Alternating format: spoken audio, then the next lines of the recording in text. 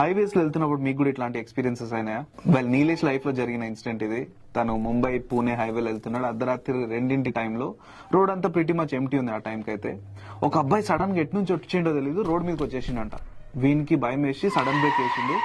ఏసి దిగి ఆ పిల్లగాడిని తిట్టనికి పోయిండంట. ఆ పిల్లగాడే ఏడుస్తున్నాడు. ఏందిరా ఏడా మీ మమ్మీ డాడీ అంటే చేతిలో ఒక బొమ్మ పట్టుకుని ఉన్నాడంట. ఆ బొమ్మను ఒక చేతికి తీసుకొని ఇటు చూపించిండు. ఆ బొమ్మ జర స్ట్రేంజ్ గా ఉంది.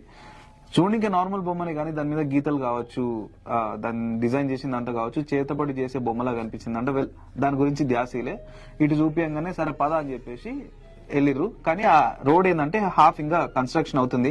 ఈ సర్వీస్ రోడ్ కి ఇట్లా స్లోప్స్ ఉంటాయి కదా, అట్లా ఉంది. ఆ సైడ్ ఒక చిన్న గుడిసె, ఒక గుడిసె, పాడు గుడిసె. ఆ కార్నర్ లో ఆ సైడ్ అంతా పొలాలు ఉన్నాయి. ఇట్లా ఇన్సిడెంట్ ఇట్లాంటి అంబియన్స్ ఉందన్నమాట. వీడు పిల్లగాడు పరిగెత్తుకుంటూ పోయిండంట ఇంట్లోకి. తనని ఫాలో చేసుకుంటూ పోయిండు.